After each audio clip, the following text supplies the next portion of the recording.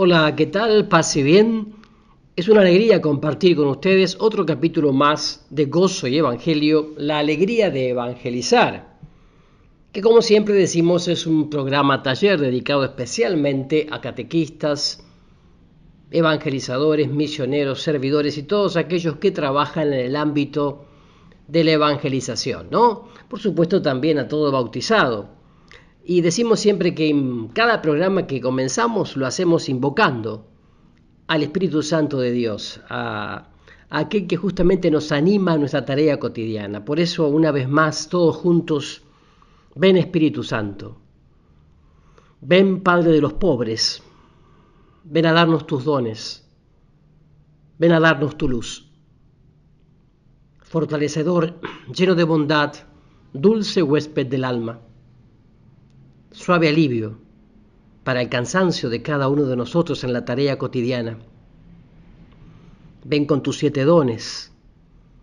Ven allí donde más necesitamos tu presencia para sanar nuestras heridas, para quitar nuestras durezas, para regar nuestras arideces. Ven, Espíritu Santo. Ven a través de la poderosa intercesión del corazón inmaculado de María. Amén. En el último programa que compartimos, hablábamos de la alegría y de la sencillez, pero también decíamos que todo eso se da en este camino hacia el gozo y la paz en medio de las dificultades, de las pruebas, de las luchas. También decíamos que todo esto se da en un mundo limitado y caminante de peregrinos, y donde no estamos exentos, hablábamos, del dolor y del sufrimiento, que es ese plus que nosotros agregamos al dolor cuando lo resistimos. Y hablábamos también de esto, ¿no? De lo que Dios permite, de lo que Dios quiere, de lo que Dios permite de manera indirecta, ¿no? En este mismo sentido podemos decir que de la naturaleza querida por Dios hay algo muy interesante que tener en cuenta. También nosotros somos parte de la naturaleza y algunos sufrimientos tienen una causa dentro de nosotros mismos. Sabemos bien que hay enfermedades del cuerpo que tienen que ver con enfermedades del alma o de la psicología humana. Por ejemplo, las ansiedades provocan problemas cardíacos. Los nerviosismos provocan gastritis. Las tristezas e insatisfacciones provocan alergias. Los miedos suelen provocar artrosis y otras enfermedades. Entonces digo, el sufrimiento de una enfermedad es la llamada de la naturaleza que nos está gritando para que no resolvamos un problema más profundo. No es que Dios mande los sufrimientos físicos.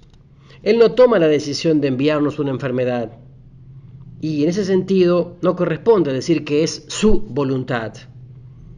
Podría evitarla, es cierto, porque tiene poder para curarnos, pero normalmente permite que el cuerpo reaccione naturalmente con un dolor para que tomemos conciencia de los males interiores que nos dominan y nos decidamos a hacer un camino de liberación y sanación interior, para que lleguemos a ser personas nuevas, más felices, serenas y libres.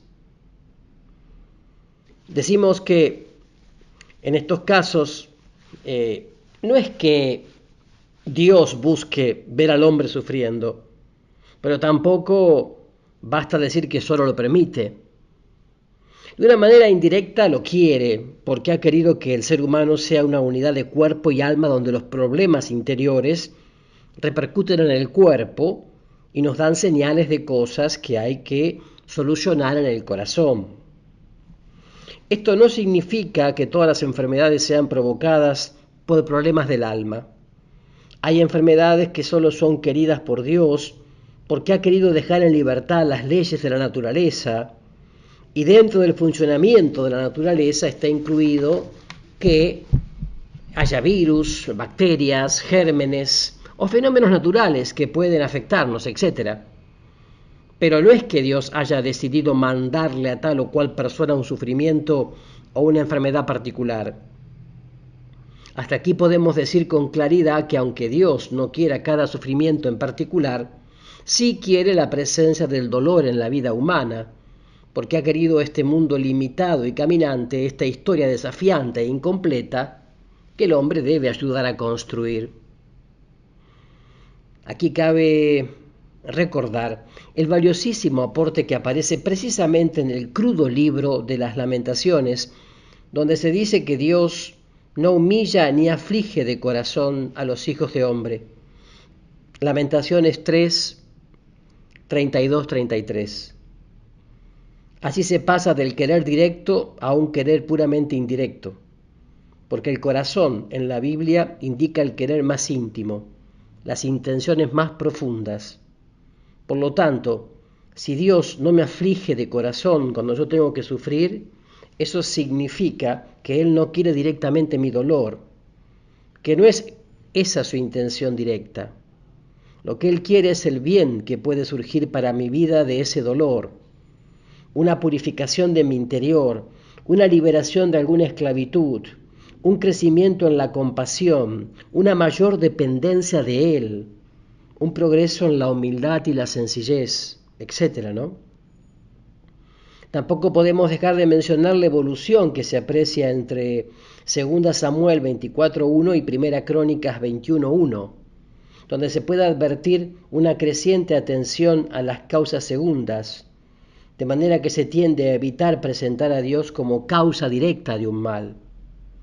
Sin embargo, la Biblia nunca sostiene que Dios no tiene nada que ver con el sufrimiento, como si Dios dijera, ahí yo no me meto, eso es un problema de ustedes.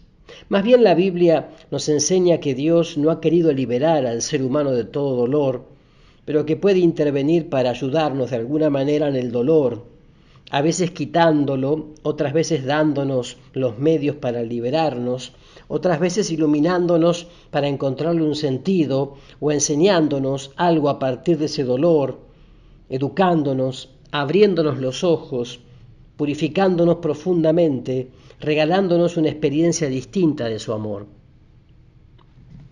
No podemos negar que el pecado agrava la situación de fragilidad propia de nuestra humanidad, porque nos lleva a dañarnos unos a otros de manera muy variadas. Pero no puedo decir que cada sufrimiento mío sea consecuencia de un pecado personal.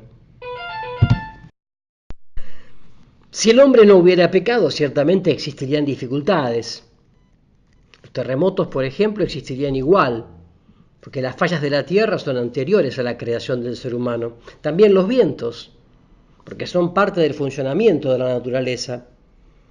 Pero si no hubiera entrado el pecado en el mundo, esas dificultades no ocasionarían tanto dolor o temor al ser humano, que los enfrentaría serenamente.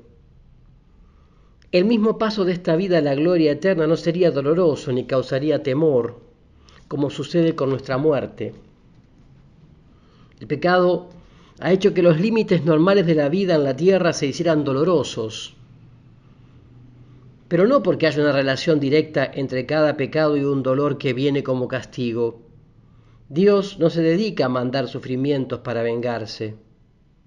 De hecho, muchos santos han tenido grandes sufrimientos, pero como consecuencia normal del funcionamiento de la naturaleza, quizá por mortificaciones exageradas o mala alimentación, y también por algún privilegio especial que Dios les concedía, pero no por sus pecados personales.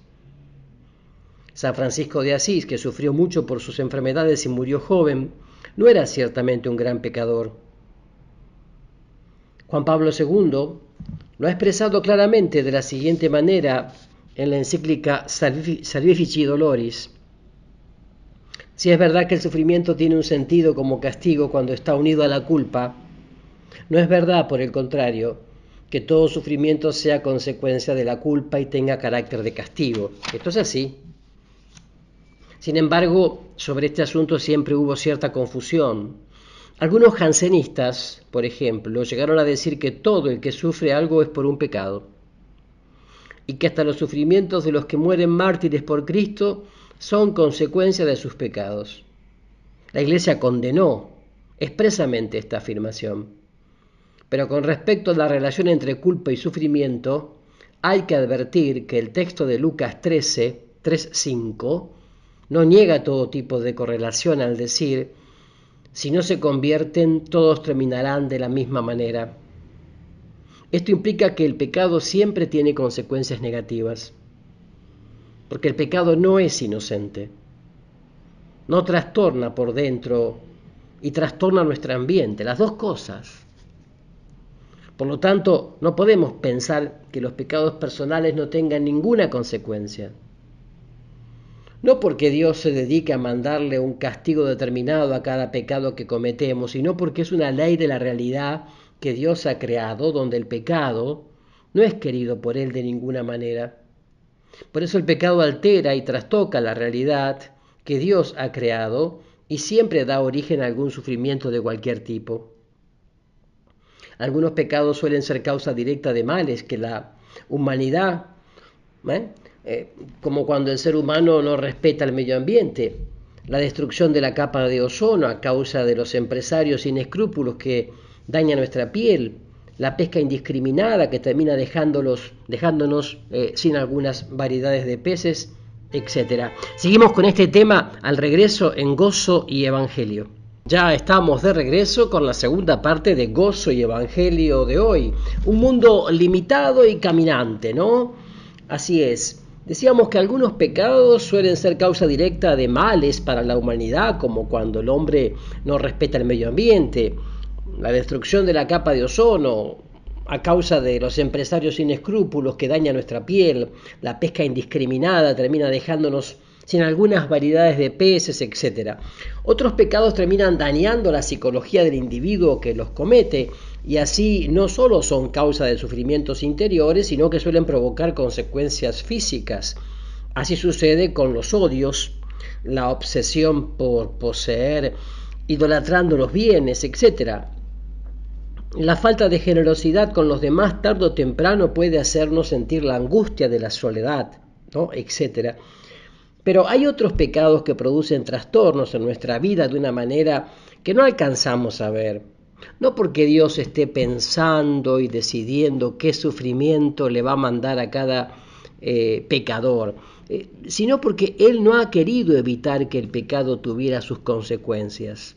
Dios no ha querido que las cosas queden en paz después de un pecado, como si nada hubiera sucedido, porque Él nunca deja de amar al pecador, pero odia el pecado que contradice su plan de amor y bien. Y también hay casos muy especiales donde un sufrimiento puede ser una señal del amor de Dios, un privilegio particular que Dios le da a alguien que está muy preparado para eso, donde el dolor es vivido de una manera mística y se convierte en una maravillosa e inexplicable experiencia de unión con Dios. Podemos mencionar los estigmas de San Francisco de Asís, el caso de algunos hombres y mujeres que dieron su vida en el martirio llenos de gozo y otras situaciones muy especiales y poco comunes. Esos son regalos de Dios que no tenemos que pedir ni buscar, porque son delicadezas que el Espíritu Santo regala a quien quiere, como quiere y cuando quiere, y solo a personas que han sido preparadas por Él para esa entrega. La mente humana y la teología no tienen derecho a negar la posibilidad de que este tipo de experiencias de dolor puedan ser parte de un especialísimo plan de Dios. Si vemos cómo se expresa la liturgia y recordamos que la Iglesia dice en la oración lo que cree en su fe, ¿no? Lex orandi, lex credendi, podemos encontrar la convicción de que hay un querer particular de Dios en el caso del martirio. El martirio es el regalo de un privilegio que tiene que ver con un amor peculiar. Vamos a ver algunos ejemplos. A ver. Señor Dios, fortaleza de los mártires, que quisiste que San Pablo Miki y sus compañeros alcanzaran la vida eterna muriendo en cruz por confesar la fe verdadera. Su celebración es el 6 de febrero. El 23 de febrero celebramos a San Policarpo, Dios y Señor de todo lo creado, que quisiste que San Policarpo fuera contado entre tus mártires. El 22 de junio, Señor, tú que has querido que el martirio sea el supremo testimonio de fe. El 25 de julio, Santiago el apóstol, Dios todopoderoso y eterno, que quisiste que Santiago fuera el primero de entre los apóstoles en derramar su sangre por la predicación del Evangelio. Es cierto que para que haya entrega no es indispensable que haya dolor. Lo que da valor a cualquier experiencia y acción humana no es que sea difícil o dolorosa, sino que sea buena y que sea vivida en el amor. Pero también es cierto que cuando le ofrecemos sinceramente a Dios o a un ser humano algo que nos duele, que contradice nuestros deseos, esa entrega se hace particularmente significativa. Allí se manifiesta de un modo más perfecto que estamos saliendo de nosotros mismos, que el centro de gravedad ya no está puesto en nuestro propio yo necesitado. Eso se evidencia en el martirio. De cualquier manera, no podemos saber de qué modo es querido por Dios cada sufrimiento concreto, de qué modo se integra en su plan de amor cada sufrimiento, o qué bien puede desear Dios en cada sufrimiento concreto. Eso permanece en el ámbito del misterio, a no ser que Dios quiera revelarlo, como en el caso de la pasión salvadora de Cristo. Algunos autores han negado que la pasión de Cristo haya sido voluntad de Dios. Más bien insisten en decir que Dios no quería la pasión y la muerte de Jesús. O consideran que la pasión de Cristo fue un accidente de trabajo. O que hemos sido redimidos no gracias a la pasión, sino a pesar de la pasión de Cristo. Pero no puede ignorarse el es preciso que los evangelistas ponen en labios de Cristo Jesús para expresar que su pasión responde a un plan salvífico divino. Entonces, es preciso que Jesús pase por la pasión para salvarnos. Lo leemos en Marcos 8, 31, 33, Mateo 16, 21, 23, Lucas 9, 22. Así lo anunciaban las Escrituras. Lucas 18, 31, 33, Hechos 3, 18, Hechos 13, 27, 29. Sabemos además que todo el Evangelio de Lucas está estructurado por una única subida de Jesús a Jerusalén, que muestra que toda su vida terrena se orientaba a la pasión. Lo mismo podemos decir de la segunda parte del Evangelio de Marcos, y así lo expresa Hebreos, ¿no? Hebreos 2:10. Convenía en efecto que aquel por quien y para quien existen todas las cosas, a fin de llevar a la gloria a un gran número de hijos, perfeccionara por medio del sufrimiento al jefe que los conduciría a la salvación. Por eso decía Juan Pablo II en Salvifici Doloris, Cristo reprende severamente a Pedro cuando quiere hacerle abandonar los pensamientos sobre el sufrimiento y sobre la muerte de cruz. Y cuando el mismo Pedro, durante la captura en Getsemaní, intenta defenderlo con la espada, Cristo le dice, vuelve tu espada a su lugar. ¿Cómo van a cumplirse las Escrituras de que así conviene que sea? Y además añade, el cáliz que me dio mi Padre, ¿no he de beberlo? No conviene aquí acudir a hipótesis. ¿Qué habría sucedido si Jesús hubiese muerto viejo, de muerte natural? ¿Podría habernos salvado de otra manera? Estas hipótesis y elucubraciones mentales siempre serán discutibles. Y más bien conviene pensar a partir de lo que de hecho ha sucedido y lo que nos ha sido revelado como parte del proyecto del Padre. Además, ese proyecto del Padre fue libremente aceptado por Jesús a pesar de la resistencia de su emotividad sufriente. Es cierto que no lo aceptó pasivamente, intentó buscar otro camino. De hecho, Jesús en la pasión llegó a decir que se haga tu voluntad, Mateo 26, 42. Pero solo cuando advirtió con claridad que no había salida posible y sin dejar de expresar la resistencia de su corazón, elevando súplicas y plegarias con fuertes gritos y lágrimas, al que podría salvarlo de la muerte, Hebreos 5:7, ¿no? En su dolor pidió concretamente: todo te es posible, aleja de mí este cáliz, Marcos 14:36.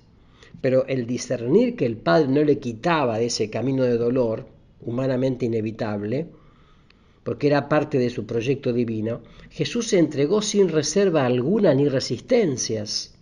Su libre aceptación se expresó sobre todo cuando finalmente expresó su total confianza en el proyecto y en el amor del Padre, diciendo: en tus manos encomiendo mi espíritu, Lucas 23:46.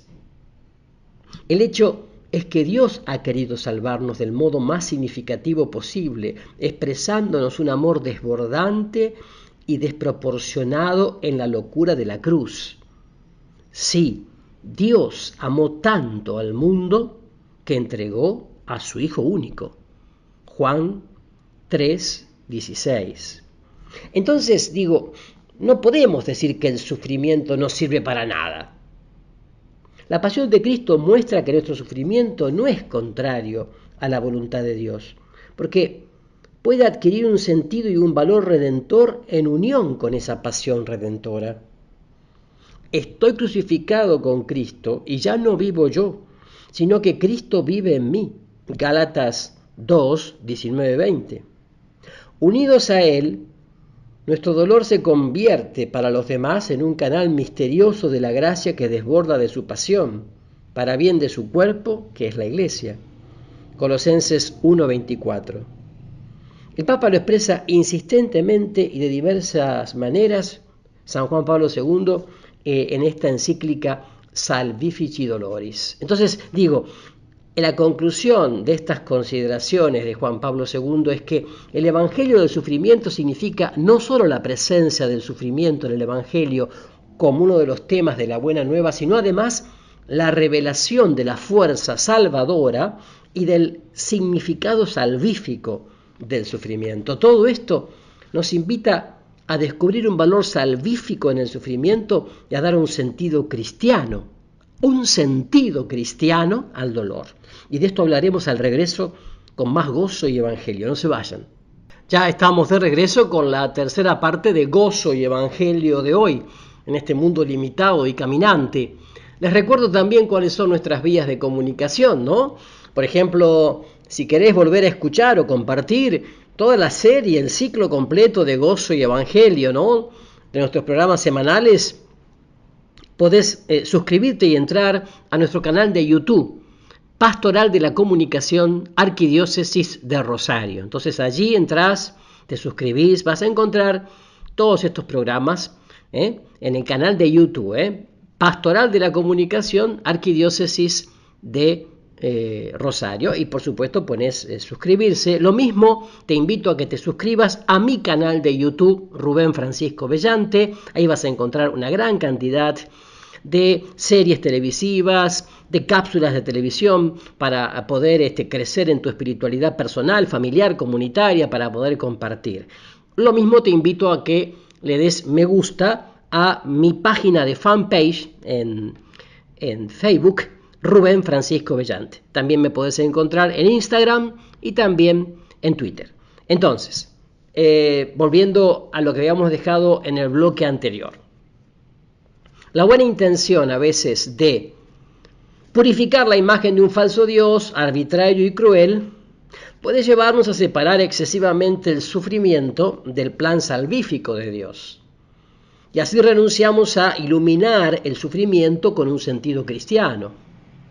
Ese sentido cristiano no implica una resignación pasiva, pero tampoco es pretender desterrar completamente el sufrimiento de la vida del hombre en camino.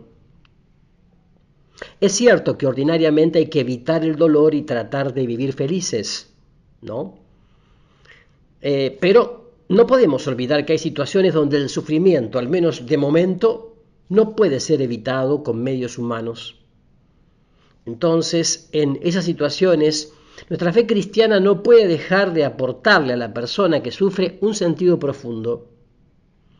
Ese sentido cristiano permite asumir el dolor y convertirlo en fuente de bendición. Ante alguien que debe sobrellevar un un mal de momento inevitable, el creyente no puede dejar de decirle que su sufrimiento no es inútil, que es una fuente de bendición para sus seres queridos y para el mundo, que es un modo de unirse al amor de Jesús en su entrega total. El consuelo de la fe no debe ser negado, como si solamente la ciencia y la creatividad humana tuvieran derecho a decir una palabra ante el dolor. Es fácil decir que Dios puede darle un sentido a nuestro dolor, pero todas nuestras respuestas caen estrepitosamente por tierra cuando nos situamos frente al terrible dolor de un inocente, por ejemplo, de un niño. ¿Qué podemos decir cuando vemos imágenes de niños africanos consumidos por el hambre? O niños migrantes en Centroamérica, o niños migrantes hacia Europa, en el Mediterráneo, y algunos mirándonos con ojos grandes, clamando por un pedazo de pan que nos llega, algunos abusados, viendo morir inútilmente a un niño hambriento. ¿Podemos decir realmente que Dios escucha la súplica del pobre? Sabiendo que, por ejemplo, en España hay un aborto cada 8 minutos, un desprecio a la vida en todo el mundo occidental cada vez mayor. También nos podemos preguntar ante los niños judíos que han muerto en el holocausto de los nazis, allá, en la década del 40. Pero ¿y qué ha hecho el mundo 60, 70 años después con los holocaustos del aborto, que son espantosos y terribles?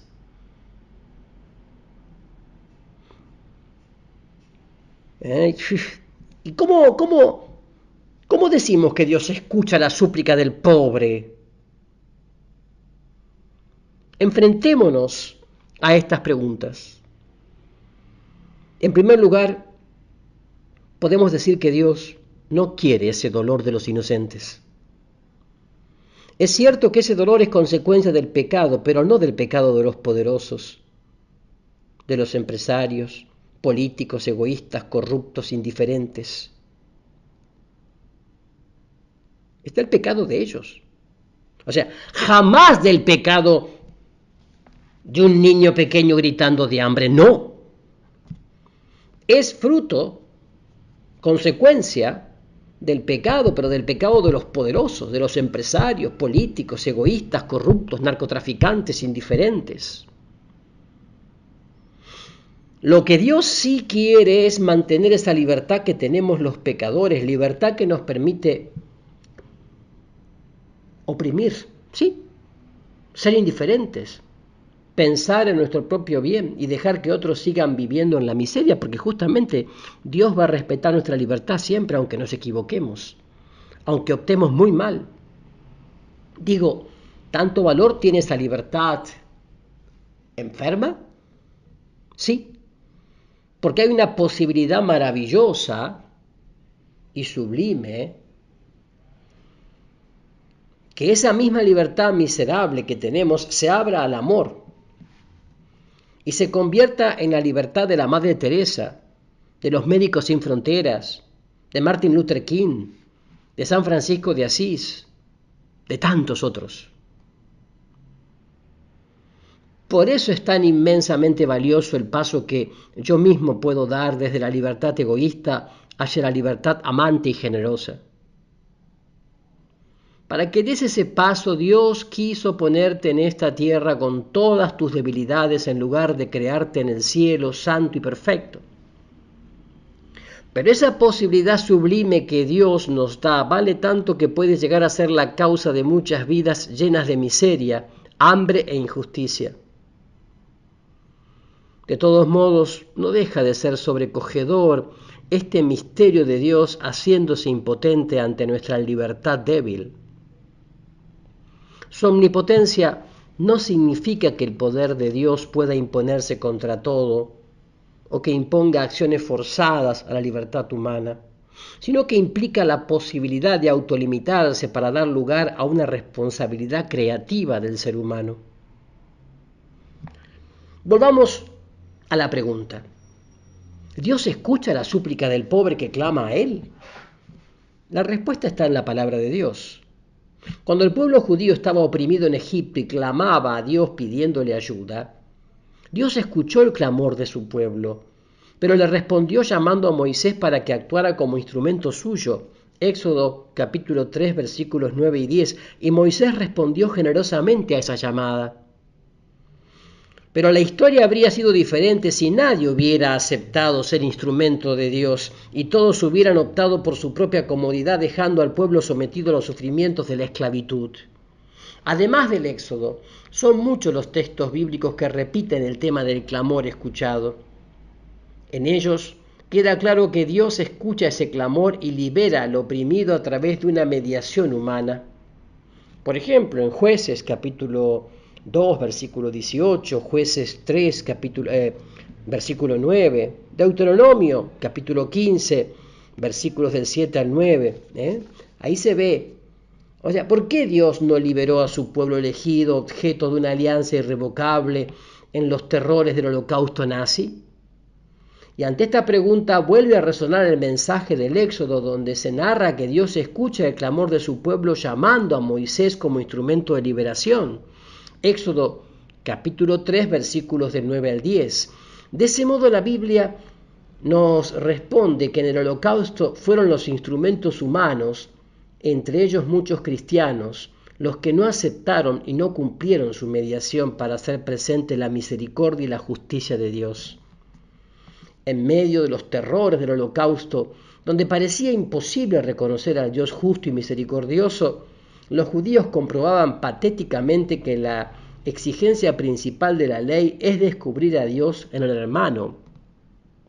Y así se manifestaba que el desprecio de la ley de Dios por parte de los verdugos era la principal causa de tanta crueldad. Al mismo tiempo fueron seguramente muchos los creyentes de Alemania y de otros países que fueron llamados por Dios para liberar a su pueblo, pero que rechazaron esa llamada de Dios y prefirieron permanecer cómodos e indiferentes ante el sufrimiento y el exterminio de más de 1 millón de judíos.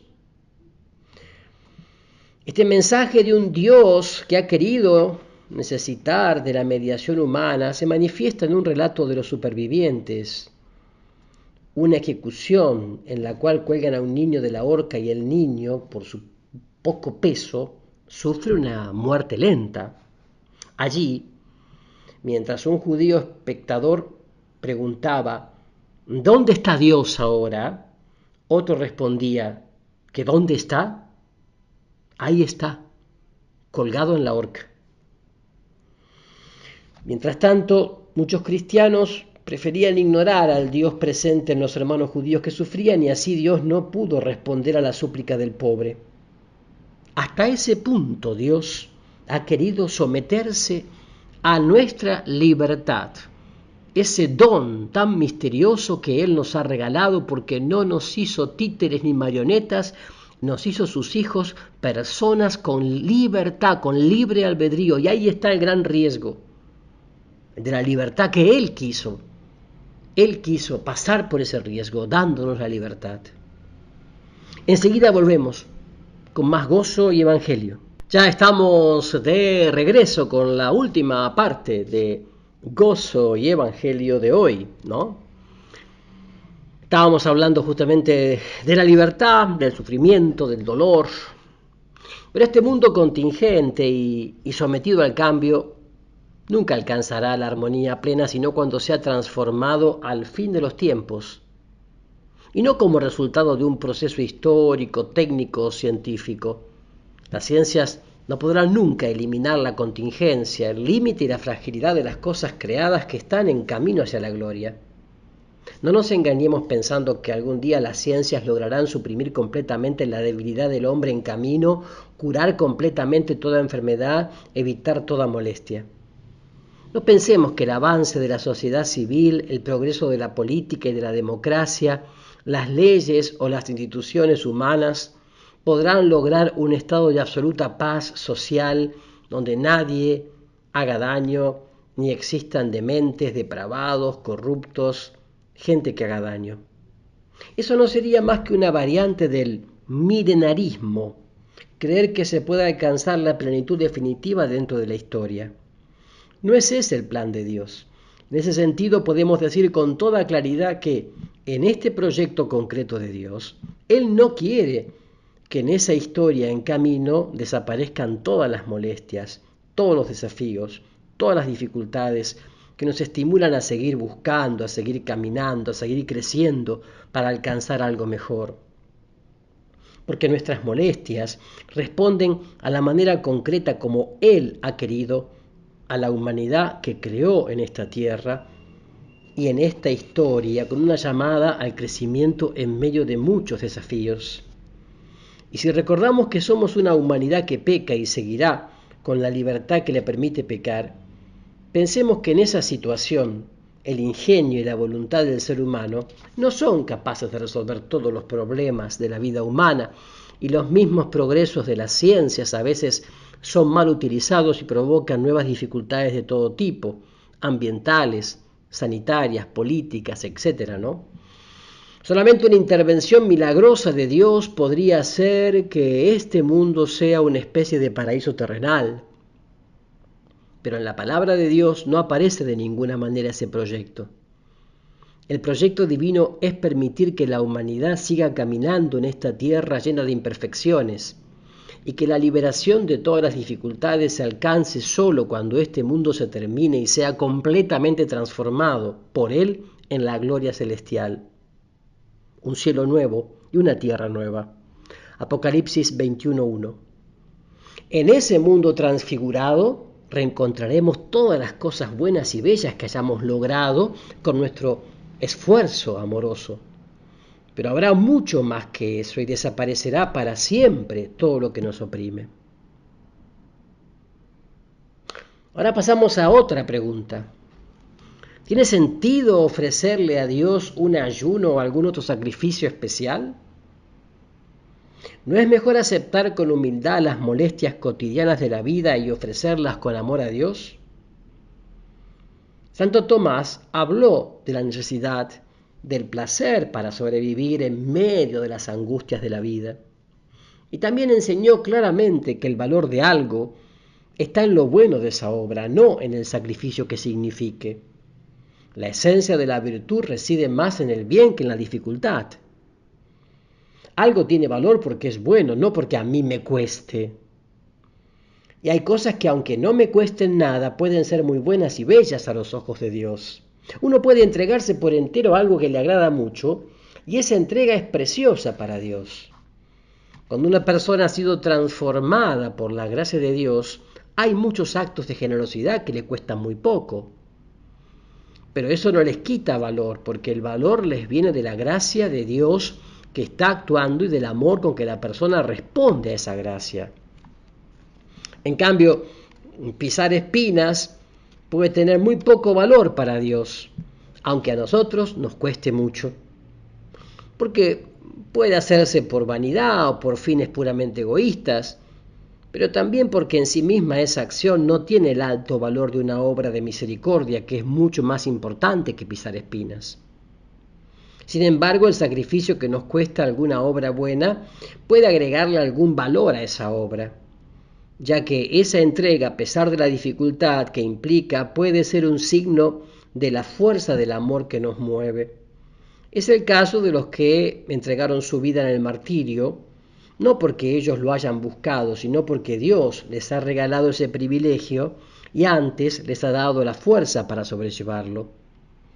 Pero queda claro que la Iglesia da un lugar a los sacrificios libremente elegidos y buscados, y un caso muy particular son los votos religiosos, la pobreza, la castidad y la obediencia. Renunciar a poseer bienes a nombre propio y aumentar una riqueza personal, renunciar a toda unión sexual y a tener hijos, aceptar y obedecer lo que pida un superior. En estos casos se le está ofreciendo a Dios algo que la mayoría de las personas no le ofrece y algo que es parte de toda vida normal y buena: poseer bienes y tratar de aumentarlos, casarse y tener hijos, decidir con autonomía dónde vivir, qué trabajo hacer, etc. Evidentemente, por ser cosas normales de una vida humana que responden a la ley natural, la renuncia a ellas es un verdadero sacrificio y una permanente espina si es que se le entrega a Dios algo vivo, ¿no? Y que por lo tanto sigue reclamando su lugar, y no la virginidad de un eunuco o de un impotente, por ejemplo, ¿no? Hay que distinguir estos consejos evangélicos de las virtudes, porque las virtudes nos permiten hacer con más facilidad obras buenas, pero los consejos, por tratarse de una renuncia a cosas, digamos así, normales, naturales y buenas, siempre conlleva alguna dificultad, por más que se los viva en el amor de Dios y con la fuerza de su gracia. Pero si Dios puede pedirnos la vida en el martirio, también puede pedirnos algo menos. Puede pedirnos estas cosas que son parte de una vida normal. No cabe reducir este tipo de entrega a los votos de la vida religiosa. A ver, también una persona casada que se enamora de otra persona opta por la fidelidad a su cónyuge ofreciéndole a Dios un verdadero sacrificio. Es una ofrenda que puede ser más generosa que la de algunos célibes que no sienten una atracción sexual fuerte porque su sexualidad es débil o porque tienen una especie de repulsión enfermiza hacia el sexo opuesto. Llevar en nuestro corazón ante el altar de Dios como un regalo de amor a esa persona que atrae nuestro corazón y renunciar a buscarla y poseerla, puede ser un holocausto de suave aroma, una preciosa ofrenda de amor que podamos entregar para la gloria de Dios o que podamos ofrendar por la felicidad de los demás. ¿Acaso Dios no merece esta ofrenda? ¿Acaso no es un valioso acto de amor entregarse a Dios por el bien de los hermanos? Así lo hizo, por ejemplo, San Maximiliano, María Kolbe, cuando ofreció su vida en lugar de la vida de aquel sargento polaco, ¿se acuerdan? Padre de familia, que él ni siquiera conocía, allá en 1944, en el campo de concentración de Auschwitz, en Polonia. Y si se puede entregar la vida, también se puede entregar por los demás algo que es parte de la vida. Por ejemplo, la satisfacción de la sexualidad o de algún otro aspecto de nuestra existencia. Sin sentirnos que somos torturados o que de alguna manera no podemos realizarnos. Hay que tener cuidado con esto. Hay que pensar en la utilidad de algunos sacrificios voluntarios. Por ejemplo, si nos preguntamos por el valor del ayuno y otros sacrificios que pueden ofrecerse a Dios después de una decisión personal, leamos el capítulo 9 de San Mateo, versículos 14 y 15. Los amigos del novio, los apóstoles, no ayunaban porque el novio estaba con ellos, pero luego el novio, Jesús, les sería quitado y entonces ayunarían. El ayuno no desaparece de la religiosidad del Nuevo Testamento, pero nos preguntamos qué significa el argumento de ese texto. ¿Es que acaso Jesús no está realmente con nosotros? Es más, podemos decir que nosotros tenemos a Jesús entre nosotros con más perfección que los apóstoles antes de la resurrección, porque tenemos a Jesús resucitado en nuestro interior y lo recibimos realmente presente en la Eucaristía, y eso es una unción más perfecta que la que tenían los apóstoles con Jesús cuando podían verlo, tocarlo y escucharlo. Sin embargo, como dice un famoso himno que habla de la Eucaristía, la vista, el tacto y el gusto se nos confunden en ti. El reclamo de nuestra sensibilidad sigue estando allí. Hay algo que nos falta. Por eso el ayuno o cualquier otra renuncia a una satisfacción de los sentidos, de los 5 sentidos, tiene siempre un lugar en el camino cristiano. Jesús está más presente que nunca, pero el consuelo sensible de su presencia es pobre. Está solo en los signos, y el ayuno es un auxilio para poner en orden nuestra sensibilidad siempre necesitada. Cuando ofrecemos a Dios el sacrificio de no comer algo, no beber algo, no disfrutar de algo que nos gusta, ese mismo sacrificio nos enseña a valorar más los gozos y los placeres cotidianos. Es muy importante verlo desde esta manera. Que a través del corazón inmaculado de María los bendiga el buen Dios Todopoderoso, Padre, Hijo y Espíritu Santo. Amén. Será hasta el próximo encuentro con gozo y evangelio. Paz y bien.